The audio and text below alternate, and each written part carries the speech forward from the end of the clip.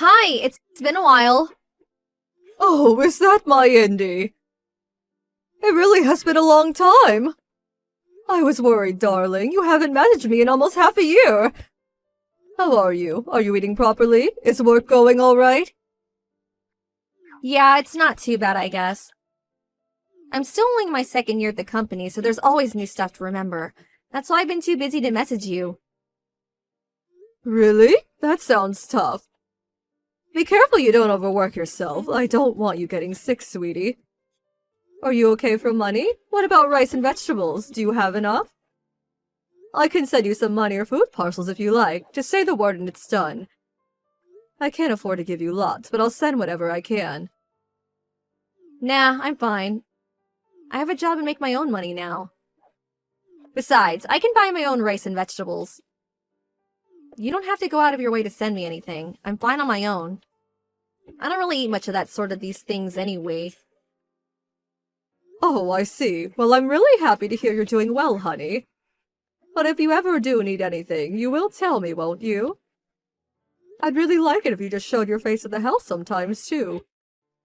Even if it's just for Christmas and birthdays. I miss you, you know. Listen, Mom, I have something more important to talk about. Do you mind if we change the subject? Oh, of course. Look at me getting all overexcited not letting you get a word in edgeways. Of course, honey. Go ahead. What is it? Well, it's like this. I'm getting married. What? Married? Yeah, to my boyfriend. We met at a work party. That was a year ago, though. We've been dating ever since. I never told you about him. Wow, Indy, I can't believe it. I'm so happy for you. I can't tell you how much this means to me. I'll admit I'm a little surprised, but let me assure you, I'll be celebrating for you tonight with a glass of red. The wedding's planned for 6 months from now, but the thing is, I don't want you to come. What? My fiancé's the son of a very rich man who runs a major company. He's intelligent, has a great personality, is good at his job. He's just amazing. I couldn't ask for more. His parents, too. They're kind, always look smart and well-dressed, are stinking rich, and are just all-around wonderful people. I'd be so ashamed to admit to such a decent, respectable people that I was raised in a single-mother household. To tell you the truth, just the thought of them finding out makes me feel sick. That's why I told them I have no parents, and don't know a single one of my relatives. Indy, why are you saying these things? Why would you do that? Oh my God. I've always hated you. You're scruffy and unkempt. You have no fashion sense. You slave away at your minimum wage job to bring home what amounts to nothing more than pocket change. I hated that cheap, shabby old house we lived in, too. I could never bring friends over because I felt so embarrassed. I hated it all. What? I had to endure so much, and the moment I tried to complain, I was told that it just couldn't be helped because we were poor. My clothes and school supplies were always either secondhand or handouts from people in the neighborhood. Throughout my whole childhood, I don't remember ever being bought anything that was actually new. You never came to sports days or parent evenings because you always had to put so many hours in that crappy job of yours. I was so lonely. I felt absolutely pathetic. It's true, I was always busy with work, and you did have to endure things most other children didn't. Which meant I didn't always have the time to give you the attention you deserved, and I understand that must have made you feel very isolated and lonely. I accept everything you say. I'm so sorry, Indy, truly I am. But all of it, everything I did was so that one day I could afford to send you to a good college. I did it all with your future in mind. I did it because I wanted you to lead a happy, fulfilling life. I never asked you to do any of that for me. This is just patronizing. You put me through all that and then have the nerve to act like you were doing me a favor? Indy. I guess I am grateful that you sent me to a good college. It did mean I was deprived of a normal childhood, though. I'd either be stuck in my room studying or out working part-time while all my friends were out having fun and meeting people. Without going to college, I wouldn't have landed my current job or met my fiancé. I guess all things considered, on balance, I am willing to call it even. That means there's no ill will, but no positive sentiment either. A flat zero. I guess that makes us more or less strangers. I think it's time for me to cut you out of my life. Cut me out of your life? Why? I'm gonna be the wife of the CEO of a major company before long. That means I'm moving up in the world. You, on the other hand, are still broke, still working that crappy job, still in that decrepit old house. How can I let people know you're my mom? It's embarrassing. Me and you are a mismatch. Socially, financially, we just don't mesh. You get me? That's why I'm cutting you out of my life. Never attempt to contact me again. This is my chance to finally be happy and live the life I always dreamed of. Don't you dare get in my way. I see. If that's what you want, Indy, then there's nothing I can say. It's your life and you should live it as you see fit. But please, just remember that I'm about to tell you. Your mother will always love you, and I wish for you nothing but happiness. Who are you? I don't have a mom. Hey. How's it going? It's Indy. Indy, it's been forever. It must have been, what, 2 years by now? How have you been? How's married life? Are you happy? Yeah, I'm doing okay, thanks. Listen, there's something I want to let you know, or rather ask of you. Oh, of course. There's something I want to let you know too, Indy. I'm getting remarried. Huh?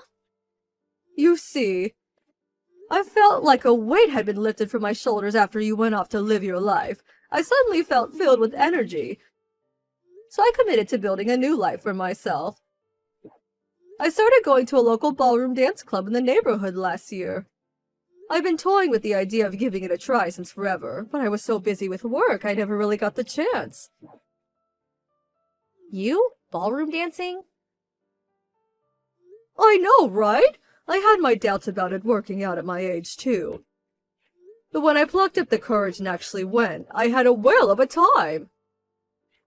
I made lots of friends there, too. Now we all go out for drinks regularly. Anyway, me and one of my dance partners started getting along really well. We realized we had the same interests, similar personalities. His name's Donald Silverstein. His wife passed away 3 years ago, and all of his children have flown the nest and have their own lives to lead now. So he currently lives on his own. After we hit it off at the dance club, he invited me out to dinner. Then we got together, and after we dated for a while, he got down on one knee, popped the question, and asked if I'd do him the honor of spending the rest of my life with him. Isn't it just amazing? That's why, from next year onward, I'll be called Louise Silverstein. Just hold on a sec. Does Donald by any chance have a really, really big house? Or should I say a mansion? 3 floors, acres of garden complete with tennis courts and fountains? Huge, grand, and magnificent? Huh? How did you know? You're right, though. That's my Donald you're talking about. I actually went to his house for the first time recently after he proposed to me. It really is as amazing as you say. I almost fainted when I saw the gold-encrusted chandeliers. Luckily, his butler noticed I looked woozy and offered me a seat. His daughter was one of my classmates. Abigail Silverstein was her name.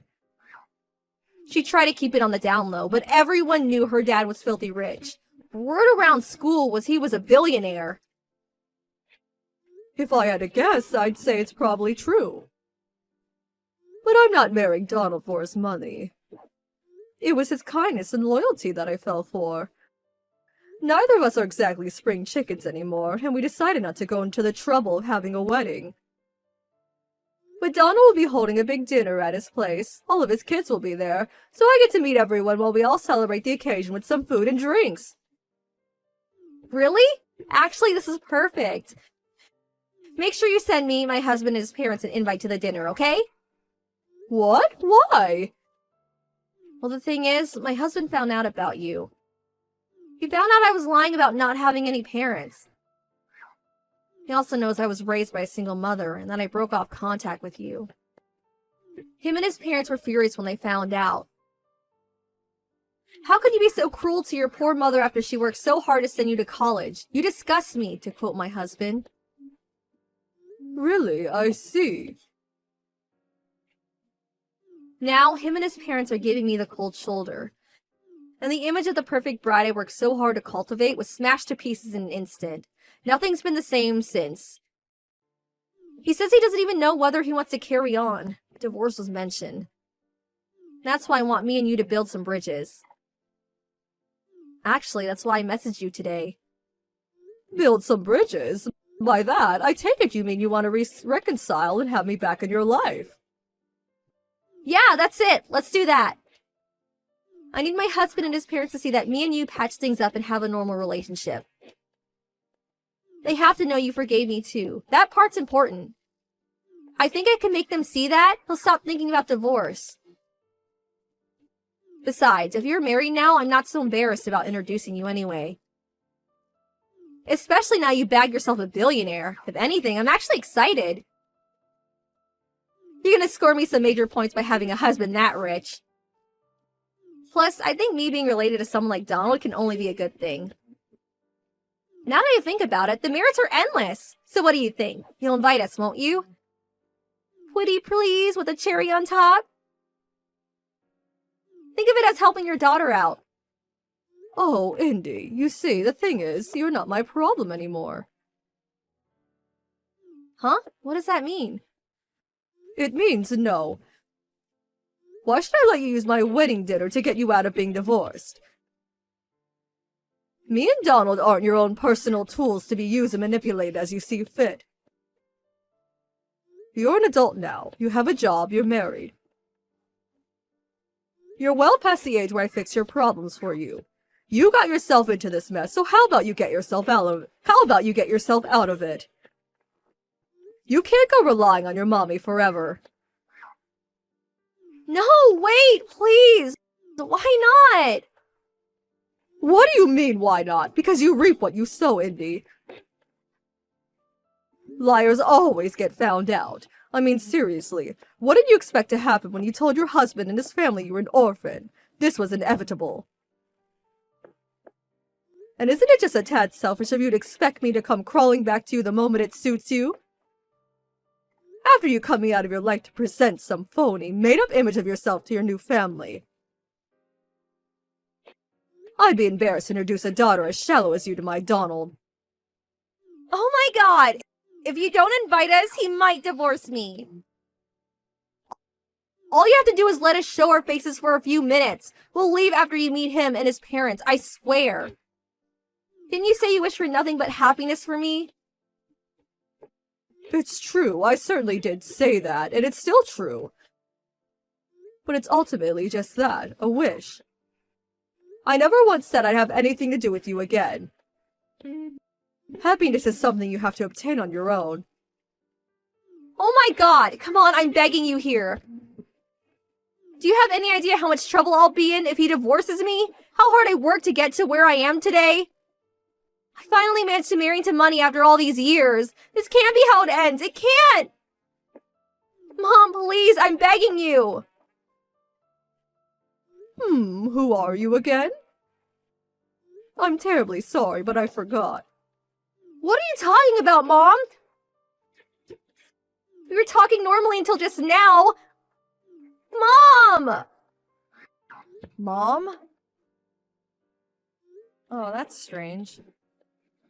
I don't have a daughter. She showed no sign of giving up, so I had no choice but to block her in the end. I sold the house to move in with Donald, and with that, the cutting of ties was complete. After that, I got a message from Indy's husband. It said, "Please forgive me and my family for our rudeness. We would have contacted you immediately had we known about you." I thought it was a nice apology. Indy's relationship fell apart over the whole lying about being an orphan thing. Eventually, just as she feared, her husband divorced her. He kicked her out in the streets, and she had no choice but to move into the cheap old apartment she stayed back in college. Her standard of living was suddenly in the gutter, and with her life crashing and burning before her eyes, she was forced into long hours of overtime to keep up with the rent and student loan repayments.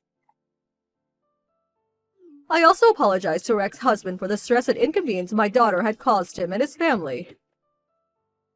Since then, I haven't had contact with Indy, or anyone involved with Later.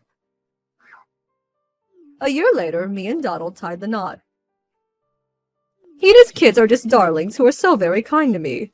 I'm the happiest I've ever been in my life, and I'm filled with optimism for the future.